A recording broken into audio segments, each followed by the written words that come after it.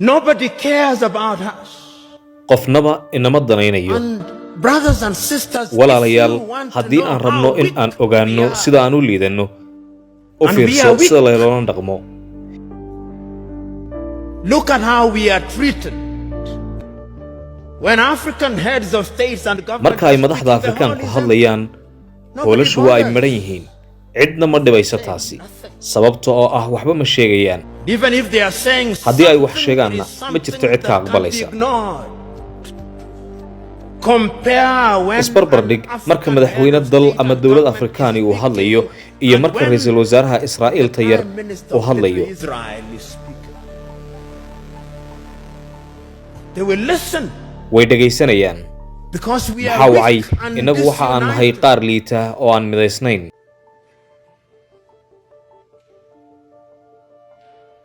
So we have a weak continent because waxaan haysanaa qaarad daciif ah sababtoo ah waxaa luntay ruuxdii Pan-Africanism-ka ma kala ganacsano dhexdeena.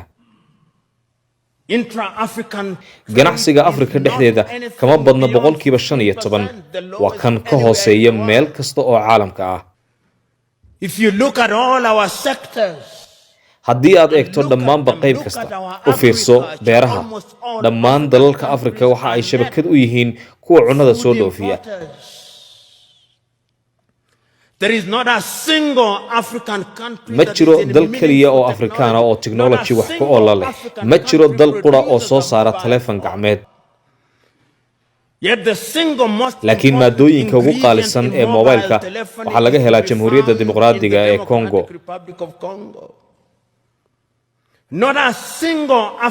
ma jiro dal kaliya oo Afrikaana oo soo saara gaari marka laga reebo in la isu keeno biraha.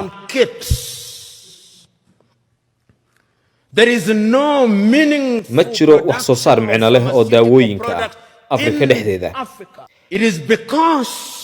maxaa yeelay siyaasad ahaan ayaanu liidanaa, dhaqaale ahaan ayaan u liidanaa, bulsho ahaan ma diyaarsanin, dhaqan ahaan iyo ruux ahaanba waxaan nahay kuwa jahawareersan.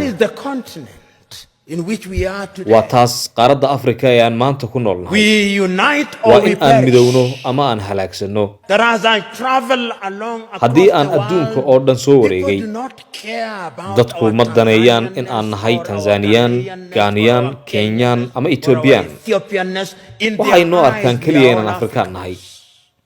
laga yaabee intaasi ay ahayd midda ay mudan tahay inaan halkan ku adeegsano si aan uga hadalno midnimada Afrika.